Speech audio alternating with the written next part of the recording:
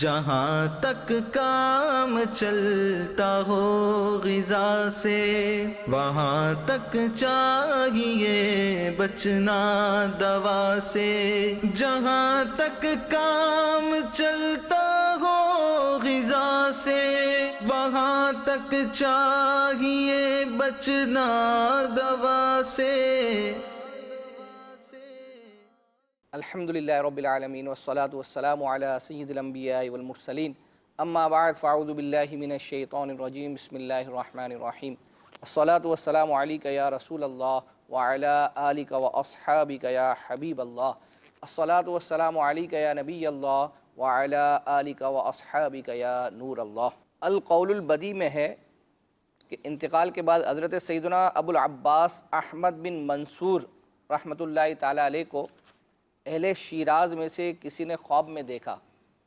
वो सर पर मोतियों का ताज सजाए जन्नती लिबास में मलबूस शिराज़ की जामा मस्जिद की महराब में खड़े थे। ख्वाब देखने वाले ने अर्ज़ की, मा फ़अलल्लाहु बिका, यानी अल्लाह अज़्ज़ व जल ने आपके साथ क्या मामला फ़रमाया।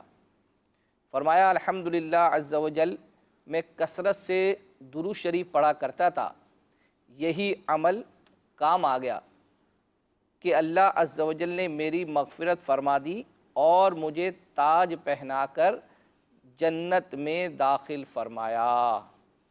सल्लु अलल हबीब सल्लल्लाहु ताला अला मुहम्मद। मदनी चैनल के नाज़रीन, इंसान फ़ितरती तौर पर खाने पीने की अशिया के साथ खुश रहता है और खाना इंसान की अहम ज़रूरत है, जिसके बग़ैर इंसान ज़िंदा नहीं रह सकता। मगर क्या खाना है, कितना खाना है और कैसे खाना है, शरीयत मुताहरा ने अल्हम्दुलिल्लाह अज़्ज़ व जल हमारी हर मामले में रहनुमाई फ़रमाई है।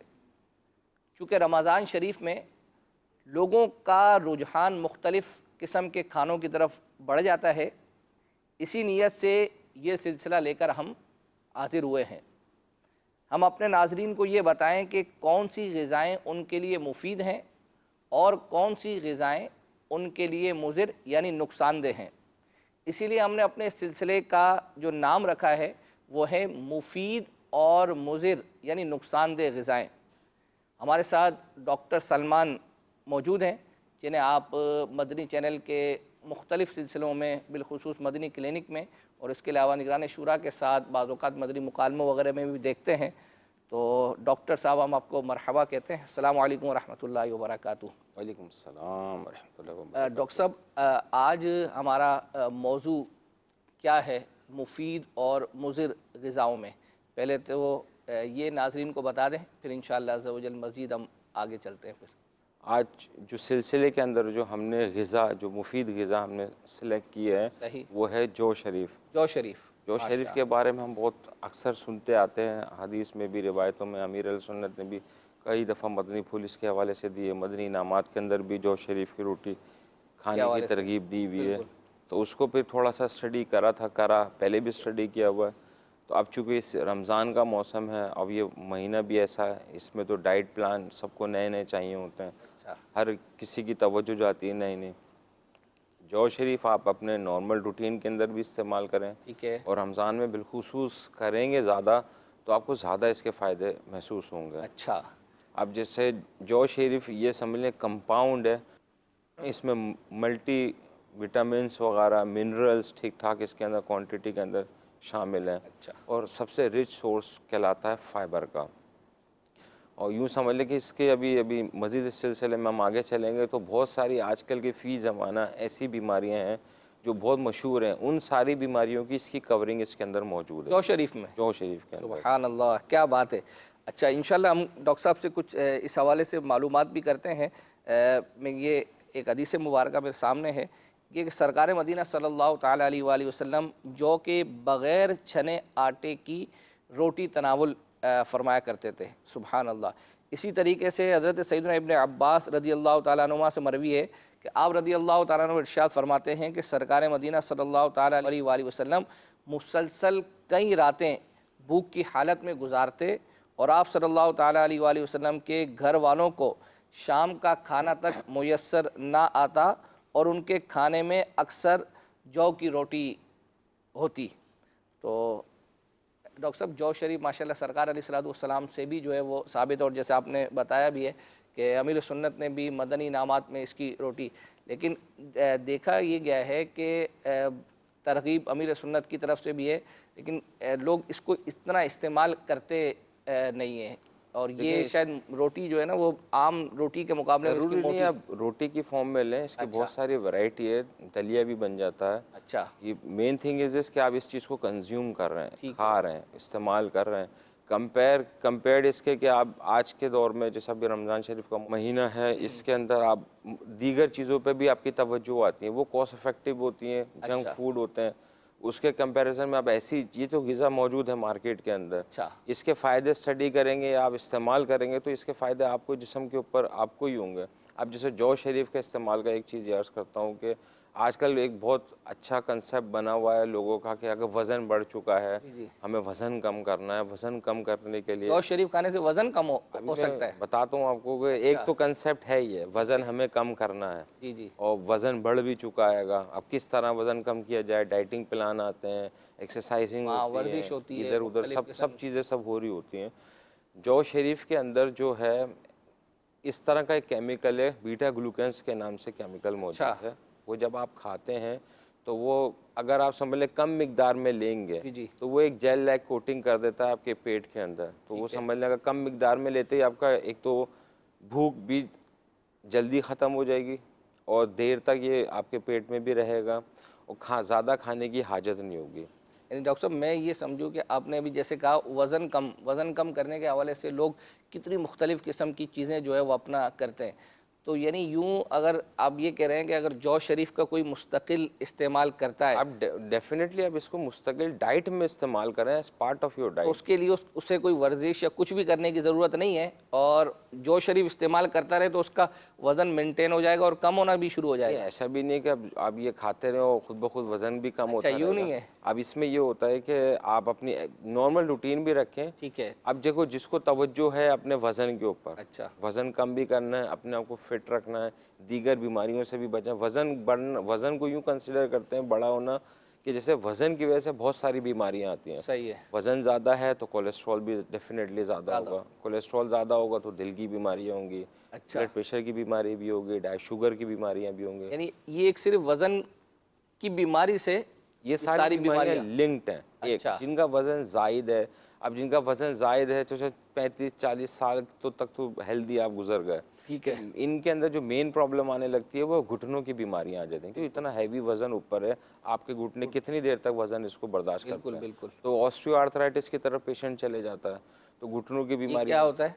ऑस्टियोआर्थराइटिस से मतलब ये है कि जो घुटनों के बीच के अंदर जैसे कि डिस्क होती है, वो डिस्क ख़राब होने लगती है या ख़त्म होने लगती है। वज़न जिस्म के उस वज़न ज़ाहिर है आपके ऊपर बॉडी वेट ऊपर इतना है और आपके दो जॉइंट हैं जो पूरा बॉडी वेट बेयरिंग जॉइंट्स कहलाते हैं। ये दोनों जॉइंट्स पे आपका सारा वज़न है। सही है। अब जितना वज़न आपका ऊपर ज़्यादा है, आप इनके ऊपर मूवमेंट कर रहे हैं तो ये आपके जोड़ आप बिल्कुल आजकल माशरे के अंदर आप सुन रहे होंगे जोड़ों की बीमारियां बहुत कॉमन हो रही है। सारी लिंक टू वज़न है। अच्छा, तो हमने डाइट सेलेक्ट ऐसी करनी होगी जो हमारे लिए जिस्म के लिए फ़ायदेमंद हो। और हमारे डाइट के अंदर से अक्सर मदनी क्लिनिक में हमने ये भी किया है कि जंक फूड का इस्तेमाल डेफिनेटली आपको कम करना है। अच्छा, क्योंकि ये जो जंक फूड आप लेते हैं, जंक फूड क्या बोलें, जो भी आप बाज़ार का फूड लेते हैं, बाहर का जो भी फूड लेते हैं, घर का फूड की मैं बात नहीं कर रहा। घर में जो भी आप खा रहे हैं वो एक हद तक सेफ़ है। सही है। बाहर का जो फूड लेते हैं वो तो डेफिनेटली आप परचेज़ करते हैं, ख़रीदते हैं आप समझ लें। अब रमज़ान के महीने के अंदर अगर आप 2 समोसे भी ले लेते तो वो उसकी कॉस्ट आप देख लें, 1 रोल ले लें उसकी कॉस्ट आप देख लें। ठीक है। ये सारा अब ये हेल्दी फूड के उसके अंदर नहीं आता, ये सब आता है अंदर जंक फूड के अंदर। अच्छा। अब इसके खाने के बाद आपके अमीर अल सुन्नत ने कबाब समोसे के नुकसानात के अंदर फ्री रेडिकल के हवाले से बड़े अच्छे मदनी फूल लिखे हुए हैं। फ्री रेडिकल वो रेडिकल्स होते हैं वो जनरेट हो जाते हैं जिस ऑयल के अंदर ये कबाब समोसे तले जाते हैं। ठीक है। फ्री रेडिकल जनरेट होते हैं, वो फ्री रेडिकल आपकी बॉडी के अंदर डैमेज कर रहे होते हैं। अच्छा, नुकसानदेह हो रहे होते हैं। अब जौ शरीफ के अंदर एंटीऑक्सीडेंट भी मौजूद है। अब एंटीऑक्सीडेंट क्या होता है, जो वो फ्री रेडिकल को ख़त्म कर सकता है। अच्छा। अब एंटीऑक्सीडेंट इस के लिए अब एक नई थेरेपी आ गई जिसको बोला जाता है डिटॉक्सिफिकेशन थेरेपी। अच्छा, अब इसको डिटॉक्सिफिकेशन थेरेपी के नाम से लोगों को इंट्रोड्यूस करवाया है मार्केट के अंदर।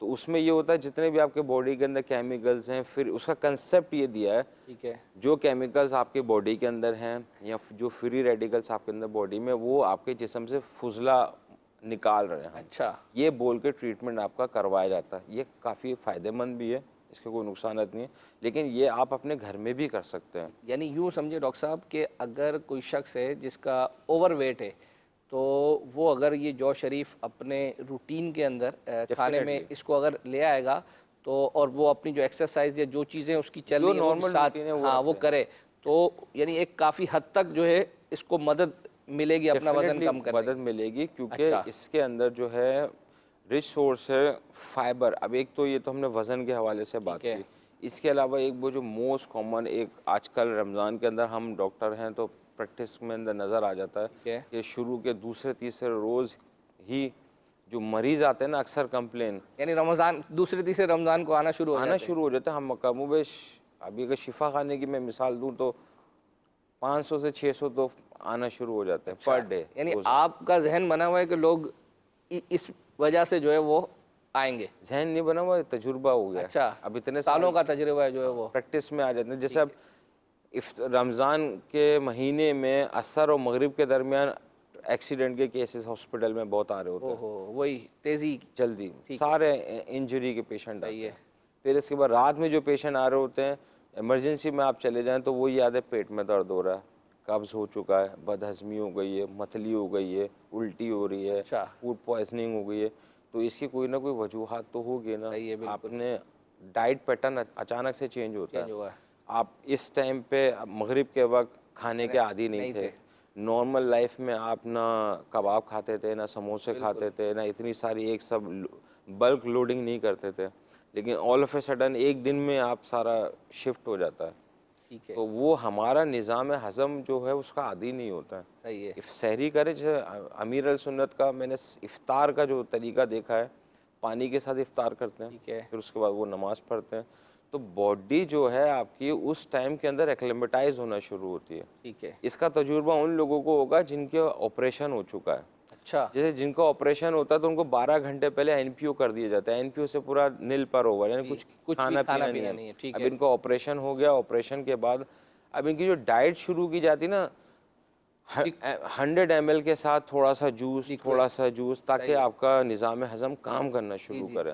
तो इसी तरह आपका रोज़े की हालत भी है। आप 15 से 17 घंटे कम ओबेश रोज़े की कैफियत में रहते हैं। अचानक से आप ये पानी का ओवरलोड करें, जूस भी ठंडा भी जा रहा है, कोल्ड ड्रिंक भी जा रही है, कबाब भी जा रहा है, समोसा जो भी जा रहा है, तो क्या आपका निज़ाम हज़म इस काबिल है, बर्दाश्त कर सकता है? डॉक्टर साहब आप इतना यानी ये एक प्रैक्टिकली चीज़ है, ये प्रैक्टिकल है। नहीं, ये जो आप बता रहे हैं कि आप बता रहे हैं कि 15-16 घंटे रोज़ा होता है और उसके बाद फिर अच्छा हम जितना भी समझाएं, यानी हम समेत, यानी हम जैसे करने वाले हैं तो हम खुद इसका इस्तेमाल हमें पता है जैसे आप बता रहे हैं कि, लेकिन जब इतनी सारी चीज़ें होती हैं तो वो बंदा अपने आप को रोक नहीं सकता। अकबर भाई, जब बीमारी हो जाती है ना जिनको, फिर जब बीमार हो जाते हैं उनसे फिर आप फिर उनसे पूछें। अच्छा, जो डायबिटिक के मरीज़ हो चुके होते हैं, या ब्लड प्रेशर के मरीज़ हो चुके होते हैं, या फालिज के मरीज़ हो चुके होते हैं, ये फिर आपको बता देंगे सही तरीके से ये खाना है, ये नहीं खाना। उनको देखकर बंदे को जो है वो समझ में जो है वो आती है। शायद हो सकता है कि वो एक उम्र का भी है ना, कि मिसाल को टीन एज है या जवान है, तो 40 साल की उम्र में उसका जो एक है कुव्वत दिफा जिसको कहते हैं, मुदाफ़अत, तो वो उसकी काम कर रही होती है, और फिर उसके बाद शायद उसके लिए प्रॉब्लम जो है वो। ये रमज़ान के हवाले से भी हम इसको कवर कर रहे हैं, और रमज़ान के अलावा भी कवरिंग है कि ये इस तरह के फूड जो हैं ये आपको नुकसान देते हैं। हम अपनी ग़िज़ाओं के अंदर मुफीद ग़िज़ा जैसे आज की है जौ शरीफ, इसको हमने यूँ कंसिडर किया है। अच्छा डॉक्टर साहब, सहरी में अगर कोई शख्स चाहता है, जैसे अभी आप सिलसिला देखा और जहन बन गया कि यार सहरी के अंदर जौ का मैं इस्तेमाल करूं, तो वो किस फॉर्मेट पर इस्तेमाल करे? अगर बिल्कुल वो नहीं चाहता कि जैसे रोटी जौ की, लेकिन इसके अलावा किस किस फॉर्मेट पे वो, देखिए ये तो मैं तो प्रोडक्ट बता रहा हूँ, यानी समझ एक चीज़ बता रहा हूँ। अब वो आपकी उसके ऊपर है, आपको जैसे दलिया भी बनता है, इसका शायद कोई दूध में भी डाल के इस्तेमाल कर सकते हैं अच्छा, और रोटी फॉर्म में भी इस्तेमाल कर सकते हैं। ठीक है। लेकिन इसके अपने फ़ायदे मौजूद हैं। तुम्हें अब वो खाना कैसा है, कितना खाना है, वो अब आपके ऊपर वो है, एक किस टेस्ट के ऊपर है। अच्छा, नहीं तो अगर बिलफर्ज किसी ने अब ये तो मेरा रेसिपी बताना हो गया ना जैसे। अच्छा, नहीं अगर ये जौ शरीफ उसने सहरी में खाई है, उसको क्या एक तो जो आपने वज़न के हवाले से और दीगर और क्या-क्या फ़वाइद हासिल होंगे? देखें, जौ शरीफ अगर आप सहरी में इस्तेमाल करेंगे तो इसके अंदर रिच सोर्स है फाइबर। अच्छा, फाइबर का रिच सोर्स, फाइबर का आजकल हमने सुन रिच सोर्स ऑफ फाइबर पे पहले यूँ ले लेते हैं। एक तो ये हज़म देर से होता है, अच्छा, तो इसका एक पॉजिटिव इफेक्ट होता है कि आपको फ़ौरन से भूख नहीं लगेगी। जैसे 4-5 घंटे बाद जो अक्सर भूख जी लग हाँ, जाती है, नॉर्मल 6 घंटे के बाद बंदे का जो है वो एक तो ये थोड़ा हज़म स्लो हो जाता है। एब्जॉर्ब होता है अच्छा, और ये आपको भूख की कैफियत फ़ौरन से या जल्दी से नहीं लगना शुरू होगी। यानी यूँ कहा जाए कि जिन लोगों को एक एक ये है कि यार रमज़ान में सहरी में बंदा इतना ज़्यादा खाता है और वो इस वजह से खाता है कि दिन के किसी हिस्से में वो भूख कहीं लगना भूख शुरू, ना लग जाए। हाँ, तो इस वजह से ज़्यादा, तो अगर वो लोग जौ शरीफ का इस्तेमाल सहरी में करें तो अब ये कह रहे हैं कि उनको काफ़ी देर के बाद एक नॉर्मल जब देखें, बंदे हर को, खाने का हज़म होने का अपना एक वक्त है। ठीक है, अब जैसे रोटी है, उसका हज़म होने का कमोबेश 45 मिनट से 1.5 घंटे का वक्त है। ठीक है, चावल उसका वक्त कम है, सब्ज़ी और फ्रूट उसका हज़म होने का वो वक्त उतना ही है, 30 मिनट अच्छा, 40 मिनट का वक्त है। ठीक है, इसके बाद इसको तो हज़म हो ही जाना है, ठीक है, भले आप कितना ही खा लें। अच्छा, एक दूसरा, आपके पेट की भी अपनी कैपेसिटी है, 2 लीटर से 3 लीटर, बच्चों में कम, बड़ों में ज़्यादा। सही है, तो 2 लीटर से ज़्यादा, 3 लीटर से ज़्यादा तो आ ही नहीं सकता। अच्छा, आप भले कितना भी खा लें, आप उतना ही खाएंगे, हाजमे का सिस्टम उतना ही है। सिर्फ ये होगा कि इसमें आप डिस्टर्बेंस पैदा कर देते हैं अपने लिए, अपने लिए। डेफिनेटली एक चीज़ की इतनी कैपेसिटी है और उसका हज़म करने का इतना ड्यूरेशन है, ठीक है, तो वो ड्यूरेशन तो तब्दील होगा नहीं। और कैपेसिटी यानी उसकी सलाहियत है हज़म, पेट की, मैदे की भी तो कैपेसिटी है ना, बिल्कुल, बिल्कुल, इससे ज़्यादा तो कहीं और से तो जाएगा नहीं, जाएगा नहीं, बिल्कुल, इसी में जाएगा, इसी में ही रहेगा, इसी में हज़म होगा। ठीक तो है, डेफिनेटली वो 2 से 3 लीटर की कैपेसिटी होगी। अच्छा, यानी एक तो ये आपने बता दिया। अच्छा, मज़ीद इसके अलावा चूँकि आपने जैसे कुछ बीमारियों का बताया था सिलसिले से पहले कि ब्लड प्रेशर, शुगर और दिल की बीमारियाँ, ये भी जो है वो अपना इसके लिए यानी फ़ायदेमंद है इन मरीज़ों के लिए भी। अब इसके अंदर जो जैसे बहुत सारे मिनरल्स मौजूद होते हैं, विटामिन भी, जैसे मैंने अर्ज़ किया, बहुत सारे विटामिन इसके अंदर मौजूद हैं, इनका अच्छा पॉजिटिव रोल है।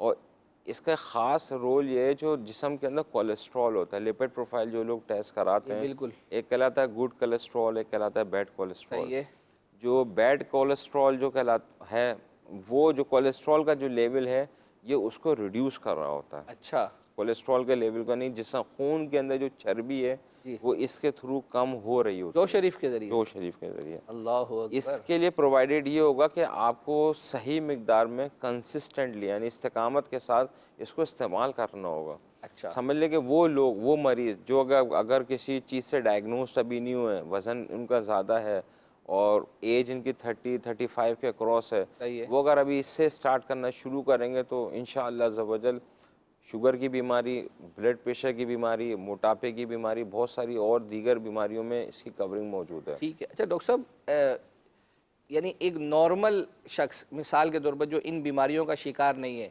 मतलब अब वो ये सिलसिला देख के उसका जहन बनता है और वो कहेगा, जैसे भी आपने ब्लड प्रेशर, शुगर और दिल की बीमारियां, यानी जो लोग इन बीमारियों में मुब्तला हैं वो तो चलें इसका इस्तेमाल करते हैं, एक नॉर्मल आदमी है वो, उसकी कोई भी ऐसी बीमारी डायग्नोज नहीं है, उसको हम कैसे कहें कि भाई आप ये इस्तेमाल करो, उसको क्या फ़ायदा होगा? देखिए, उनको हम यूँ इस्तेमाल करने का बोलेंगे कि कुछ होती हैं एहतियातें ठीक है, और कुछ होते हैं प्रोफाइलेक्टिक मेजर्स। सही है, प्रोफाइलेक्टिक मेजर से मुराद एक ग़िज़ा, अभी जैसे आप कोई एनर्जी ड्रिंक क्यों लेते हैं?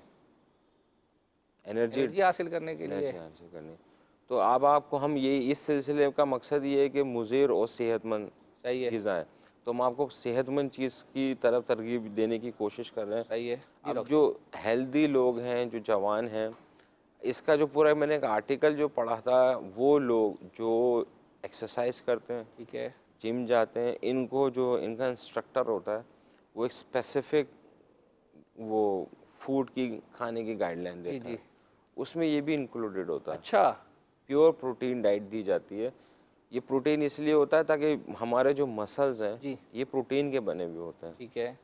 जो एक्सरसाइज कर रहे होते हैं, जो जिम कर रहे होते हैं, इनको बोला जाता है आप अंडे ज़्यादा खाएं। हाँ, बिल्कुल ऐसे ही है। तो अंडे क्यों खिलाए जाते हैं? अंडे प्योर प्रोटीन एंड कैल्शियम है। अच्छा, तो वो जब प्रोटीन और कैल्शियम जब जाता है तो वो आपके मसल्स के अंदर जाता है, सही है। मसल का मास बिल्ड होता है, इसी वजह से आपको लगता है कि मेरी वो एनर्जी भी उतनी हाई क्वांटिटी में मिलती है। ठीक है। अच्छा डॉक्टर साहब, ये तो हो गया जो हम बड़े लोग हैं ना, बच्चों को भी क्या जौ शरीफ अगर इनको दिया जाए, जैसे सुना है जौ शरीफ का जौ का दलिया वगैरह, तो ये अक्सर मैं हम यूँ सुनते हैं कि जो जब लोग बीमार हो जाते हैं ना, जी तो उसके बाद फिर इन लोगों को दलिए की तरफ लेके आया जाता बिल्कुल है। ऐसे ही है।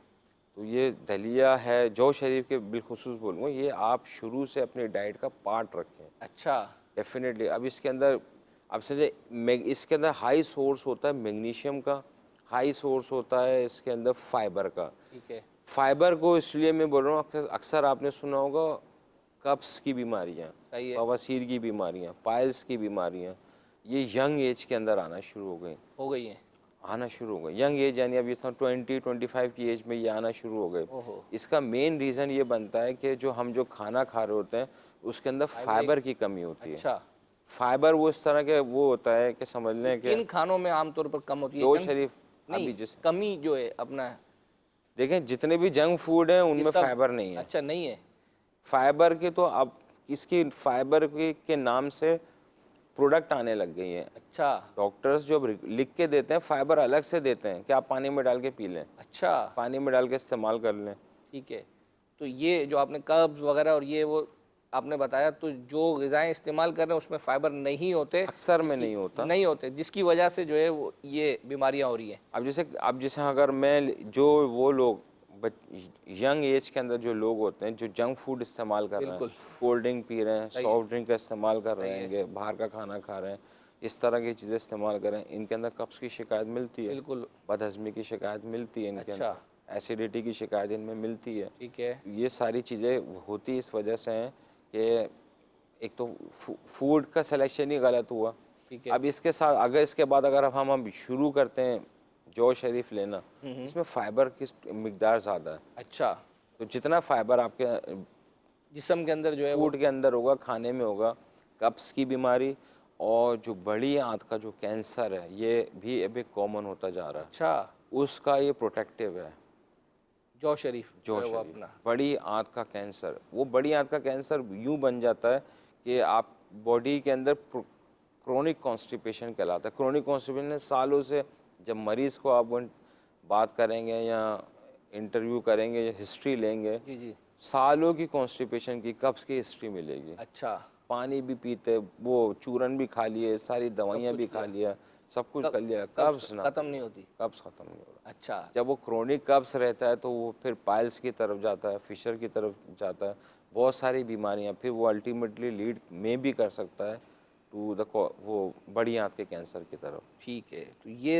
यानी यूँ समझें कि यानी हर एतबार से, चाहे बच्चा इस्तेमाल करे, चाहे जवान इस्तेमाल करे, चाहे बूढ़ा, तो जौ शरीफ जिस भी फॉर्मेट पे जो है वो अपना बंदा करे तो उसको जो है वो फ़ायदा होगा। फ़ायदेमंद है। मज़ीद अगर कुछ और आपके जौ शरीफ के हवाले से। दूसरी एक मशहूर बीमारी है, जैसे इसका स्टैंडर्ड यहाँ पे लिखा हुआ है 8.7 ग्राम कम अज़ कम, मतलब समझ लें 9 ग्राम कम अज़ कम फाइबर आपकी डाइट में इंक्लूड होना चाहिए। अच्छा, आप जौ शरीफ ले लेंगे तो वो पूरा 9 ग्राम ऑलमोस्ट चले ही जाएगा आपकी बॉडी के अंदर। ठीक है। एक फिर दूसरी मशहूर बीमारी जो है शुगर की बीमारी, बिल्कुल। इसके अंदर रिच सोर्स होता है मैग्नीशियम का। अब इस मैग्नीशियम हाई होता है, अब जो लुबलुबा जो काम कर रहा होता है पैनक्रियास, वो रिलीज़ करता है इंसुलिन। जी जी बिल्कुल। अब इंसुलिन रिलीज़ करता है, मैग्नीशियम का रोल आप समझ लें, बहुत टेक्निकल लेवल पे अर्ज़ कर रहा हूँ। जी जी, थोड़ा इसको मदरी चैनल के नाज़रीन के लिए आसान कर दीजिएगा। इसको यूँ आसान करते हैं, समझ लें कि जैसे हमने खाना खाया, खाना खाने के बाद अब हमारा शुगर लेवल बढ़ गया, बढ़ता है, तो उसको कम करने के लिए इंसुलिन का इस्तेमाल करते हैं, शुगर के मरीज इस्तेमाल करते हैं। नहीं, अभी नॉर्मल मैकेनिज्म बता रहा हूँ। अच्छा, ठीक है। हमने खाना खाया, खाना हजम हो गया, आंत में गया, शुगर ब्लड के अंदर चली गई। ठीक है। अब जब पैनक्रियास यानी लुबलुबा डिटेक्ट कर लेता है कि खून के अंदर शुगर बढ़ गई है, ठीक है, यहाँ आ गई है, सही है। तो वहाँ से अब इंसुलिन रिलीज होती है। अच्छा, इंसुलिन करती ये है कि ग्लूकोज को जो है मसल्स वगैरह के अंदर वापस ले जाती है, शुगर यानी शुगर जो है खून के अंदर नहीं रहती इंसुलिन की वजह से। अच्छा। अब जब ये इंसुलिन सिक्रिएट होना बंद हो जाती है या इंसुलिन बनना बंद हो जाती है तो ये डायबिटिक का मरीज़ बन जाता है। अच्छा। तो ये है असल डायबिटिक। तो अब जब इंसुलिन ही नहीं आ रही तो आपका ग्लूकोज परसिस्टेंटली मतलब खून के अंदर बढ़ा रहेगा। ठीक है। जब हम टेस्ट कराते हैं तो उसका नज़र आ जाता है कि खून के अंदर आपकी इतनी शुगर आ रही जी। है। तो बेसिकली ये वो शुगर है जो वापस जिस्म के अंदर नहीं गई। अच्छा। ये इंसुलिन की कमी की वजह से, इंसुलिन थी नहीं। अब ये जो शरीफ है इसका जो मैकेनिज्म ऑफ एक्शन है पैनक्रियास यानी लुबलुबे के ऊपर, ये इंसुलिन की रिलीज़ को फैसिलिटेट करता है यानी मदद करता है। अच्छा। ये उन लोगों में ज़्यादा मदद करता है जैसे टाइप 2 डायबिटिक की भी दो टाइप हैं, एक टाइप 1 होती है, टाइप 2। टाइप 2 में होता है कभी इंसुलिन आ रही है कभी नहीं आ रही, कभी रिलीज़ हो रही है, एज के साथ हो रहा सही होता है। है। तो उसमें ये क्या करता है कि इसको मदद करता है इंसुलिन को रिलीज़ करने में। अच्छा। तो समझ लें फैसिलिटेशन का काम कर रहा होता है। अगर ये कभी नहीं रिलीज़ हुई या हो नहीं पा रही, फैसिलिटेट करेगा, प्रॉपर इंसुलिन होगा, आप एहतियाती तौर पे बीमारी से बचने की तरफ भी आएंगे, ठीक है। वज़न भी कम हो रहा होगा, साइमल्टेनियसली कोलेस्ट्रॉल भी आपका कम हो रहा होगा। और इसी के साथ जो दिल की बीमारियां हैं, दिल की बीमारियों के अंदर कोलेस्ट्रॉल की वजह से दिल की जो शरियानें वो सख्त होना शुरू हो जाती सही हैं। है। कोलेस्ट्रॉल हाई है तो दिल की शरियानें सख्त होती हैं, सख्त हो जाती है तो एंजियोग्राफी पे जाता है, एंजियोग्राफी के बाद वो एंजियोप्लास्टी जाती है, तो फिर लंबे प्रोसीजर तो दिल की बीमारियों के लिए भी बहुत फ़ायदेमंद जो है। शरीफ। जो शरीफ अच्छा, यानी ये खून के वो जो दौरानिया होता है, वो खून जो गर्दिश होती है, यानी यूँ समझिए उसको कि उसको भी पतला करने में भी ये नहीं, क्या? खून को पतला तो नहीं, खून के अंदर जो चर्बी है, अच्छा। कोलेस्ट्रॉल है, जैसे शुरू में मैंने जिक्र किया बैड कोलेस्ट्रॉल, सही वो है। ख़राब कोलेस्ट्रॉल जो बढ़ना शुरू हो जाता है। जब चिकनाई खून में बढ़ना शुरू होती है तो ज़ाहिर है वो खून की शरियानों पे चिपकना शुरू हो जाती है। ठीक है। तो कुछ लेवल पे अरसे बाद जाके दिल की जो शरियानें होती हैं वो बंद होना शुरू हो जाती हैं। ठीक है। अच्छा डॉक्टर साहब, ये तो हो गया हमारा जो शरीफ के हवाले से ना। ज़हन ये था कि चूँकि रमज़ान शरीफ है, रमज़ान में लोगों का रुझान तिलावत और इस तरह की चीज़ों की तरफ होता है, तो हमारा ज़हन ये है कि हम अपने इस सिलसिले में आखिर में कुछ ना कुछ एक टेक्निकली या साइंसी एतबार से कोई ना कोई ऐसी चीज़ हम जो है वो लोगों को बताएं। जैसे आप ने मुझे जब हमारा मदरी मशवरा हुआ तो आपने बहुत सारी चीज़ों के हवाले से बताया था, तो शायद आज हम अगर झूठ के हवाले से आपके पास कुछ है तो, यानी झूठ अगर कोई शख्स बोलता है तो तिब्बी तौर पर उसके जिस्म में क्या क्या जो है वो नुकसानात होते हैं, इस हवाले से भी अगर कुछ। देखिए अभी मैं इसके बारे में पढ़ रहा था, झूठ जब बंदा झूठ बोलता है ना तो दिमाग के 4 एरिया काम करते हैं, अच्छा। और जब बंदा सच बोलता है तो सिर्फ दिमाग का एक एरिया काम करता है। अच्छा। वो एरिया वो होता है जहाँ उसकी मेमोरी होती है। ठीक है। और जब झूठ बोल रहा होता है तो उसके साथ 4 एरिया वो काम कर रहे होते हैं। वो एक एरिया लिम्बिक सिस्टम कहलाता है, वो काम कर रहा होता है, उससे बंदे के अंदर वो एक्टिविटी एरिया कहलाता है।